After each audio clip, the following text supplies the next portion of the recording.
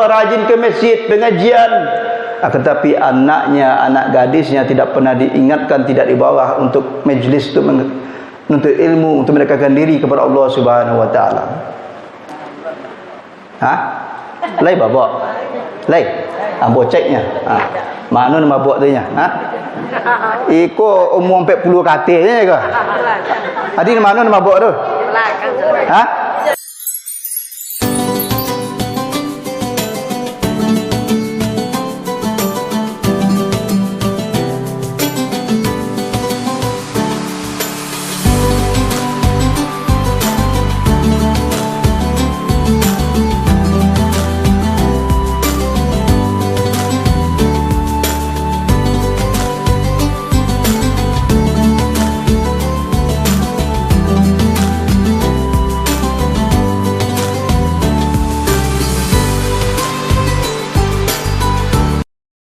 Anfusina wa min sayyiati a'malina may yahdihillahu fala mudilla lahu wa may yudlil fala hadiya lahu. Asyhadu an la ilaha illallah wahdahu la syarikalah wa asyhadu anna Muhammadan abduhu wa rasuluh sallallahu alaihi wasallam. Allahumma shalli ala sayidina Muhammad wa ala ali sayidina Muhammad al-basiri wan naziri allazi tanfatihu bihi abwabul khairi wa tanghaliqu bihi abwabus syarri wa ala alihi at-tahari wa ashabihi akhyari amma ba'd. Bersyukur kepada Allah Subhanahu wa taala dengan mengucapkan alhamdulillahirabbil alamin. Salawat kepada Nabi Muhammad sallallahu alaihi wasallam. Allahumma sholli ala sayidina Muhammad wa ala ali sayidina Muhammad. Yang sama-sama kita hormati orang tua kita, pemimpin kita, Bapak Wali Negari Batu Menjulur, dan tidak lupa kepada pengurus masjid At-Taqwa Negari Batu Menjulur, seterusnya kepada alim ulama, para orang tua kita semuanya, para orang tua kami semuanya, yang tidak bisa kami sebutkan satu persatu, kaum muslimin wal muslimat, umat Nabi Muhammad sallallahu alaihi wasallam. Bapak Ibu, jemaah salat Isya wa tarawih, semoga kita semua dimuliakan oleh Allah Subhanahu wa taala. Izin semuanya Bapak Ibu datang ke siko pai silaturahmi. Laco basobok jemaah. Ya Pak Wali. Lah saling kenal awak. Tak sekedar tahu dah. Lah saling mengenali. Profil kita sudah saling mengenali. Tetapi pada kesempatan kali ini kita berusaha mengenal lebih jauh daripada zat yang menciptakan kita, yaitu Allah Subhanahu wa taala.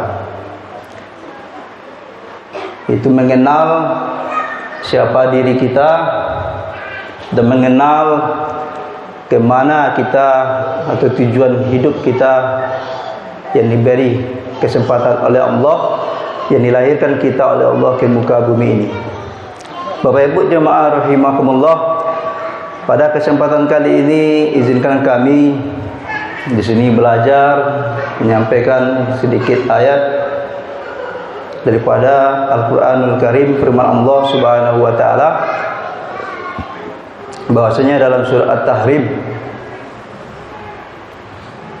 itu Allah Subhanahu wa taala berfirman, dan dengan dalam surat yang lain Allah juga berfirman dengan menggunakan kalimat atau kalamullah. Na'udzubillahi minasyaitonirrajim.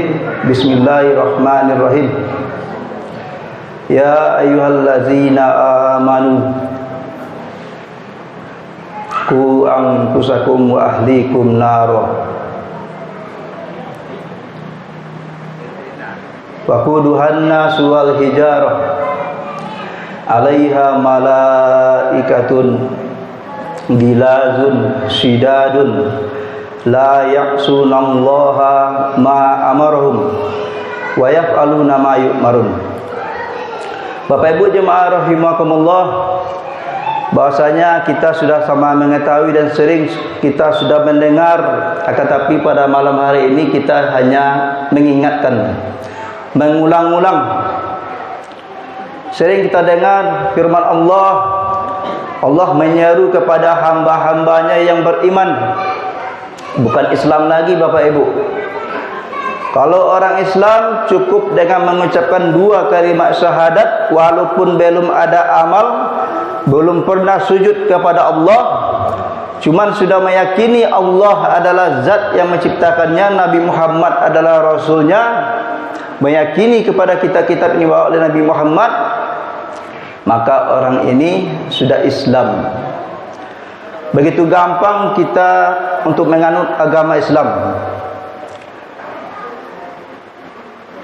Tetapi pada kesempatan kali ini Allah seru kita bukan kepada Islam, tetapi kepada yang lebih tinggi di atas Islam, itu iman. Allah Subhanahu wa taala seru kepada kita, wahai orang-orang yang beriman. Maknanya adalah yang diseru oleh Allah itu orang yang sudah percaya kepada Allah, percaya kepada Nabi Muhammad, dan percaya kepada hari akhirat. Lai masuk awak? Hah? Lai masuk awak? Lai. Ha. Kau tak masuk awak, tu tukar topik apa tadi? Ha? Ha. Kalau tak masuk kami terus tu tukar topik Ha. Di Allah seru orang-orang yang beriman kepada Allah, yang diseru oleh Allah bukan untuk bermegah-megah di atas muka bumi ini, tidak. Perbanyaklah mencari harta, tidak. Akan tapi diseru oleh Allah, selamatkan dirimu dan keluargamu dari api neraka. Bapak Ibu jemaah rahimakumullah, selamatkan dirimu dan keluargamu dari api neraka, kata Allah Subhanahu wa taala. Kita berikan contoh, ada rumah warga atau rumah awak sendiri Bapak Ibu yang terbakar, sedang terbakar mak. Kemudian kita dan suami kita selamat dari kobaran api, akan tetapi masih ada anak awak berdua di dalam. Diusahakan oleh seorang suami, oleh suami kita, akhirnya selamat, tinggal satu orang terbakar dalam kobaran api yang ada di dunia kan. Kira-kira nama terbakar, nama seorang 3 lagi selamat, cie tak selamat dah. Le seorang dia mak. Ha? Kan dak hore awak bertiga lagi selamat dan ketek tu biarlah terbakar, kan dak betul mak. Dak betul dah. Ya le dak betul. Ha, ya le dak betul. Alhamdulillah. Berarti contohnya le nyambung. Bapak Ibu jemaah rahimakumullah. Ha? Ha. Lah nyambung tak? Ha, lai nyambung. Umur kan lah 70 tahun ulunya nyambung dah. Ha? Ku anak SD ya lu nyambung depa hari. Ha. Bapak Ibu jemaah rahimakumullah. Oleh karena itu maka ada 4 tipe atau 4 macam daripada fikir di dalam keluarga atau seorang suami. Tipe macam 4 tipe di dalam keluarga. Yang pertama, tadi Allah sampaikan kepada kita, Allah ingatkan, selamatkan dirimu dalam keluargamu dari api neraka. Yang pertama, tipe keluarga yang pertama adalah seorang suami, seorang istri sudah sibuk beribadah kepada Allah, dimudahkan ibadah kepada Allah, dimudahkan ibadah haji, ibadah umrah, begitu gampangnya melakukan ibadah kepada Allah. Akan tetapi anak-anaknya lupa untuk dibawa kepada Allah Subhanahu wa taala. Ini tipe yang pertama. Sibuk beribadah kepada Allah, rajin ke masjid, pengajian, akan tetapi anaknya, anak gadisnya tidak pernah diingatkan, tidak dibawa untuk majlis untuk menuntut ilmu, untuk mendekatkan diri kepada Allah Subhanahu wa taala. Ha? Lai babak. Lai. Boceknya. Mana nama babak tu nya? Iko umur 40 katil je ke? Adi mana nama babak tu? Apa? Oh, di musolanya. Dari Sikora. Mengacu sikonya. Mengacu aja sikonya Pak Ali. Jadi yang kamu masuk surga anak-anak tu ya main aja dulu lah. Kalau umur awak masuknya maduk langsung saja gitu. Aku singkek umur esok je sama je kalau apa kiambi. Dak. Yo dah jadi Tuhan surga Pak Ali. Dak kecamak lah. Bapak Ibu jemaah rahimakumullah, tipe yang kedua, ada seorang orang tua, seorang suami, seorang isteri biasa saja, ibadah biasa saja, bahkan lalai kepada Allah Subhanahu Wa Taala, lalai mencari rezeki. Akan tetapi orang tua ini berpikir bagaimana anaknya ini sukses, selamat dunia dan selamat di akhirat. Diantarkan ke surau, bahkan dimasukkan ke dalam pesantren. Apa kecil ayah kau? Yung, cukup ajalah ayah juga mak tidak pandai mengaji, tidak pandai membaca. Nak anjang sama je kami.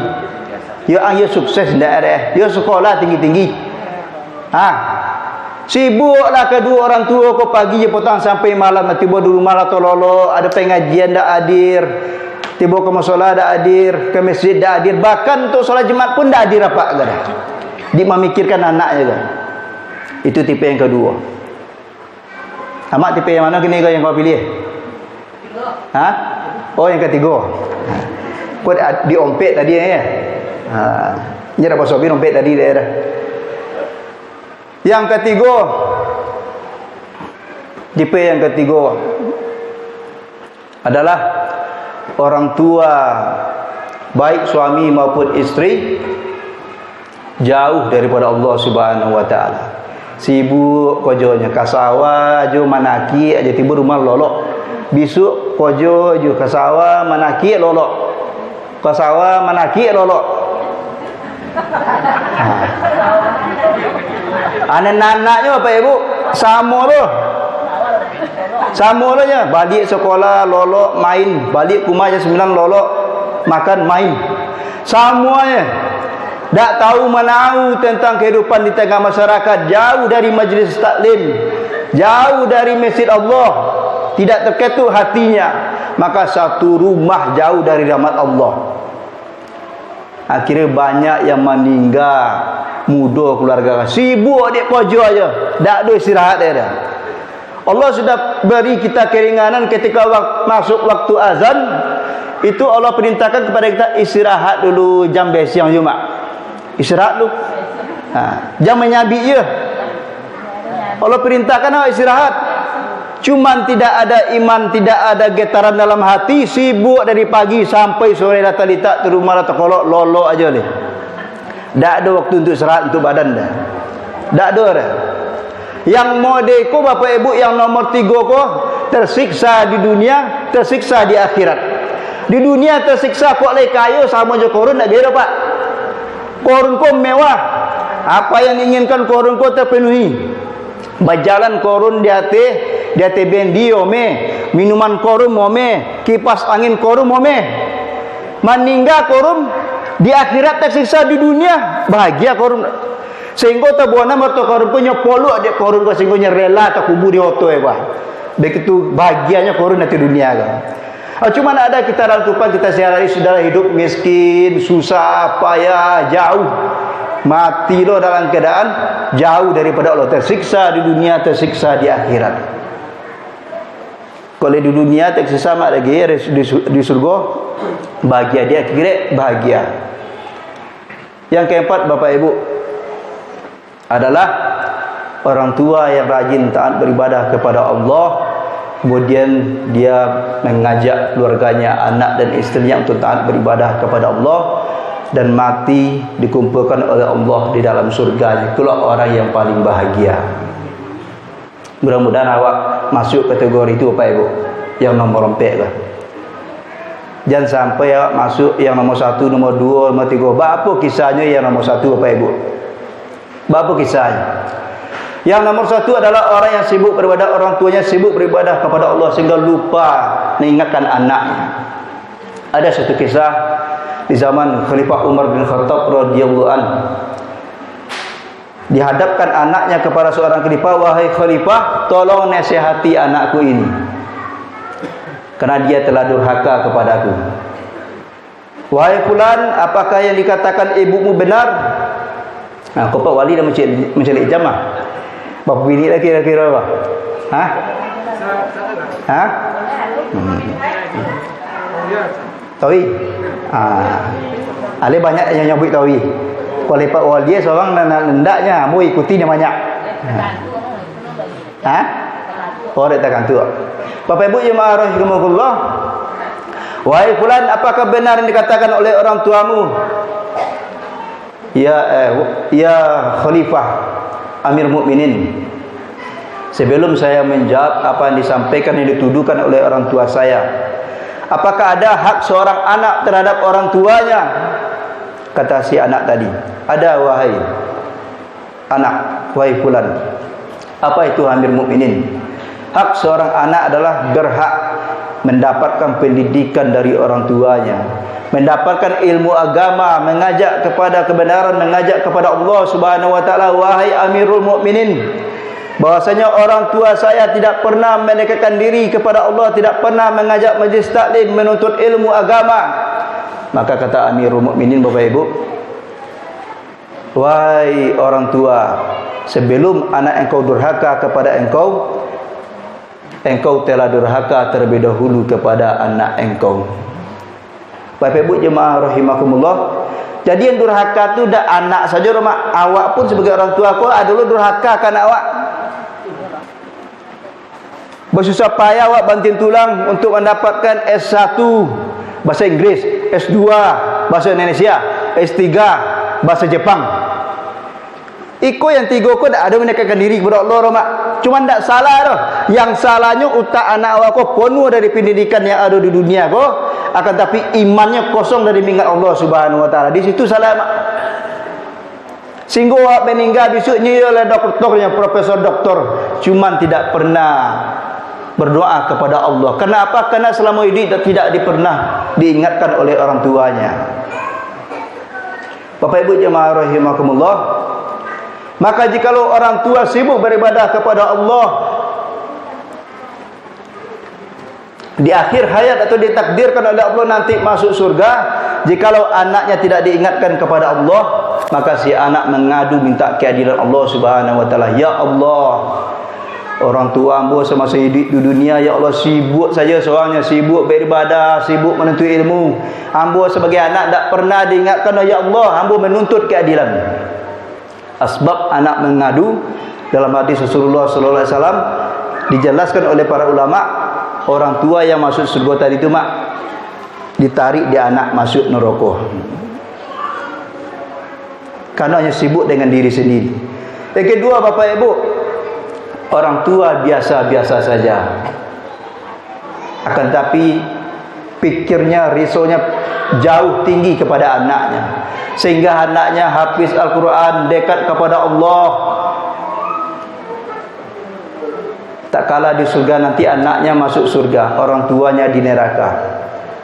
Dalam hadis Nabi Muhammad SAW, seorang anak yang hafal Al-Quran 30 juz, mengamalkannya, mengajarkannya kepada umat, kepada manusia, maka seorang anak itu mempunyai hak 10 memberi syafaat untuk keluarganya yang terdekat. Yang hafiz Al-Quran, mengamalkan, mengajarkan, istiqomah sampai hidup, sampai meninggal, maka dia bagi kesempatan di Allah 10 syafaat untuk mengeluarkan keluarganya yang wajib masuk neraka. Itu keunggulan kalau anak apa Al-Quran, mak. Ada 10 lagi oleh Allah. Awak telah dijamin oleh Allah masuk ke dalam neraka. Di anak awak tadi itu adalah hafal Al-Quran, hafiz Al-Quran, sehingga yang 10 ko yang masuk neraka tadi ko pindah ke surga, mak. Iko keuntungan hafiz Al-Quran, mak. Cuma hafiz Al-Quran yang mengamalkan Al-Quran, maknya adalah hafiz Al-Quran. Cuma nak merendahkan dah. Karena iblis ko nyo sebelum mati sampai hayat di akhir kurang-kurang awak ko nyo tetap akan menggoda awak, ya Pak Wali. Tak habis-habis apa Al-Quran bona lah. Ada apa Al-Quran, raji ke masjid, pakai kupiah, dak lama sudah tu mak lah pakai Sarawawi aja keliling kampung ni. Apa Al-Quran mak? Tidak salah-salah loh. Di lalu apa Al-Quran anak awak tu SD atau tu SMP lah langsung masuk surga. Lu ni dah mak. Oh lu ni. Lama perjuangan ni. Tu apa je siap bau. Kok lainnya kau je lah. Ambo waktu di Bogor. Anakku anak Bogor. Ambo setompe lolok lapa Al-Quran ni. Umurnya tingkat 3 SMP. Ambo jago lah anak tu. Apa ya solat subuh. Lah balik solat subuh awak jago nak balik. Lah jam 10 pagi baru jago anak yang hafiz Al-Quran tadi ke. Baru solat Itu baru hafiz saja baru maklum paham namanya dah. Belum paham dah. Yang dituntut oleh Allah ku adalah paham dengan perintah Allah. Kok sekedar hafal-hafal aja Pak Abu Jahal pun hafal Al-Quran. Abu Jahal hafal Al-Quran dia. Apa yang disampaikan oleh Nabi apa dia kepala Abu Jahal kau cerdasnya Abu Jahal kau iman tak ada. Apa yang disampaikan Nabi tidak pernah mengamalkan yang diperintahkan oleh Nabi Muhammad SAW. Yang ketiga Bapak Ibu jemaah rahimakumullah, yaitu satu keluarga dimasukkan oleh Allah ke dalam nerakanya Allah Subhanahu wa taala. Mudah-mudahan awak tak masuk ke golongan mak. Amin. Amin aja ya mak. Ambo berfikir bab cara berdoa. Amat amin aja. Ya Pak Wali. Ambo berfikir ke? Bukan nak berfikir. Di penceramah aku ni berfikir lah apa dengan sampainya ke? Dak sembarang aja dah, dak keluar-keluar itu aja. Ni dak berekam dah ke? Dia mak amin aja. Amak lalamumu la dekat kepada Allah, amin aja diaminkan oleh malaikat, dikabulkan oleh Allah Subhanahu wa taala. Cuma walaupun itu Bapak dan Ibu, selagi awak adalah umat Nabi Muhammad, walaupun nak masuk neraka, ujung-ujungnya lagi ke masuk surga aja ya mak. Ujung-ujungnya ke masuk surga aja ya Pak Wali. Mati ya kini gini maaf. Mati ya kini serentak kini ya baik dalam keadaan berdosa diampuni oleh Allah atau tidak. Kok mati ya kini ya insyaallah lagi ke masuk surga aja ya. Cuman mampir ke neraka apa tidak kok Allah yang menetapkan lah. Apa kok dosa ibu-ibu kini kok kinilah diampuni oleh Allah apa tidak? Kok Allah yang tahu je kok mak. Tak bisa biaya wadu dah tu. Engkau lihat ada je dosa apa tidak aja biaya lah wadu leh. Allah yang tahunya. Kau pasal je Pak Wali tak bisa lah biaya dah. Lihat ada je dosa Pak Wali ke tak bisa. Lah dia jawab Pak Wali Allah yang mengampuni. Allah yang mengampuni. Tapi kau ada je tabuk dosa dah Bapak Ibu di dunia ketika kalau dipanggil oleh Allah, yo singgah ke dalam neraka. Karena penduduk surga mak bersih dari dosa. Bersih dari dosa. Bersih dari dosa. Kau ada je dosa dan seketek tabuk dah ketika dipanggil oleh Allah, dia diborosin lu mak. Lu bisa langsung masuk dah diborosin lu. Dia percaya mak. Dia percaya. Dia ikut percaya. Kadang percaya ambo bagi contoh Tapi kalau tak percaya dah, ambo bagi contoh. Kalau percaya tak? Lain dah perlu bagi contoh dah Pak Wali. Jadi percayanya. Tapi kami tak percaya ambo bagi contoh. Apa contohnya? Kau dapat ibu-ibu contohnya ambo bagi PT 50,000 hadiah. Apa contohnya? Bukti kalau tabuk dosa rawat ketika meninggal belum bisa awak langsung mubasyarah langsung menuju surga, mampir ada neraka dulu. Lah bersih dalam neraka baru bisa pindah ke surga besok. Walaupun terakhir awak masuk surga. Apa contoh mak? Kok ada yang topik yang apa nak kamu contoh bagi hadiah 50,000. Dak PT dari pengurus atau dari PT ambo pribadi. Kamu bertanya. Tak dapat PT 50 kan Pak Wali. Bertanya lah kamu. Dah obey dah. Oh dah obey dah. Kalau dah obey, lagi dia kita tahu je lah. Sebelum yang terakhir. Contoh. Manusia yang pernah jalan-jalan ke surga adalah Nabi Muhammad SAW. Jalan-jalan aja ya Pak Wali. Nabi tak pernah tinggal di surga. Jalan-jalan aja ya. Mencolik ke neraka, mencolik ke surga. Tidak pernah nginap di surga di neraka, mencolik saja. Bakpo gambaran surga, bakpo gambaran neraka. Lah balik Nabi baru disampaikan Nabi menangi, Nabi berbagai nampak dia Nabi. Itu manusia yang pernah jalan-jalan ke surga atau ke neraka itu Nabi Muhammad sallallahu alaihi wasallam. Manusia yang pernah tinggal di surga adalah Nabi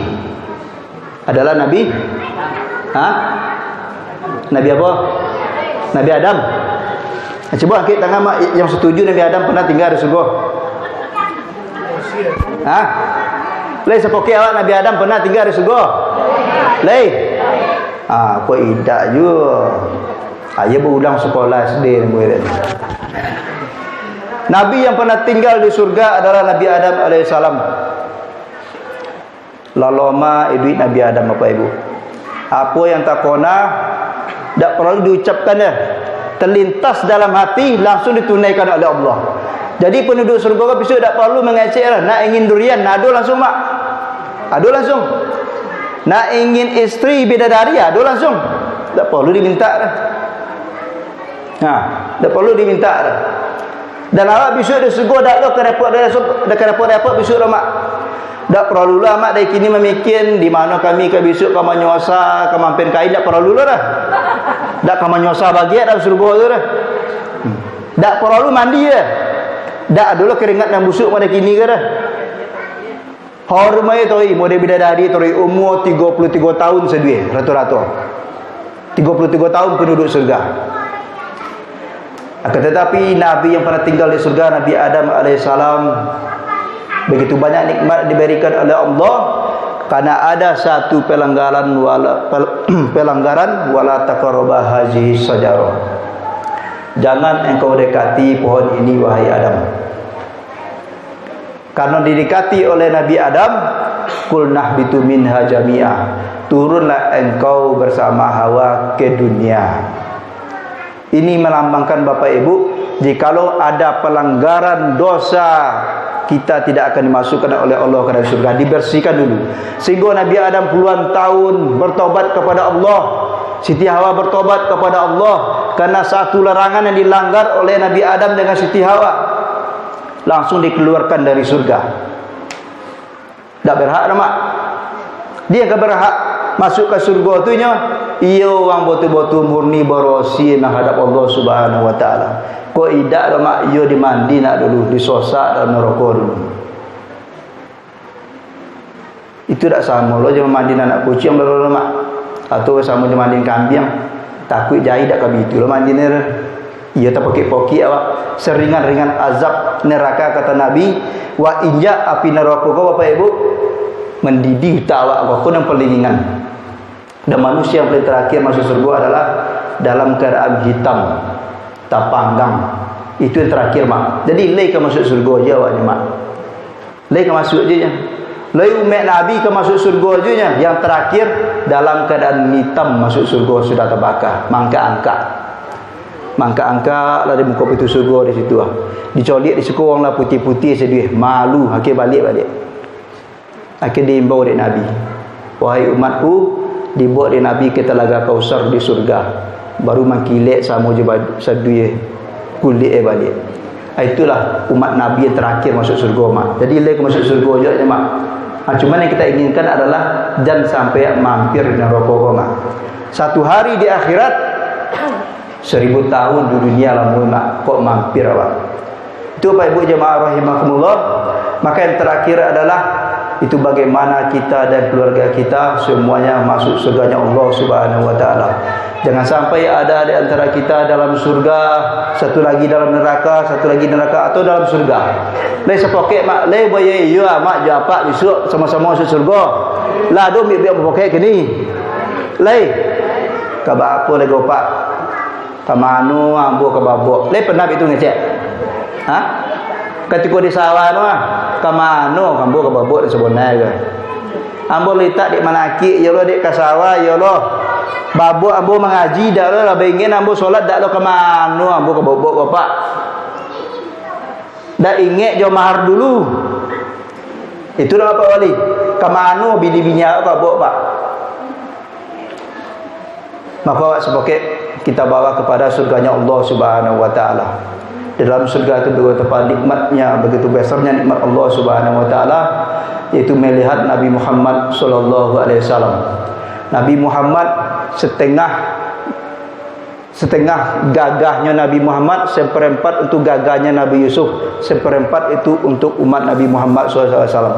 Jadi seperempat gagah Nabi Muhammad pun untuk awak bersama-sama mak. Seperempat untuk umat manusia sedih itu gagah Nabi Muhammad kan. Jadi seketik seperempat bagian nak gagah aku dari Nabi Muhammad ya. Jadi jangan sok gagah lo, sok coga lo, keringnya busuk je nya, maaf buang air busuk je mak. Dah ada nak patut kat banggan dah. Ha? Kambing mandi busuk Pak Wali. Busuk mandi bau kambing tu Pak Wali kan tak pernah mandi kambing tu Pak Wali. Cubalah samula tak sepokan nak mandi pada kambing kau lebih parah pada kambing kau mak. Itu busuk yang badan awak tu.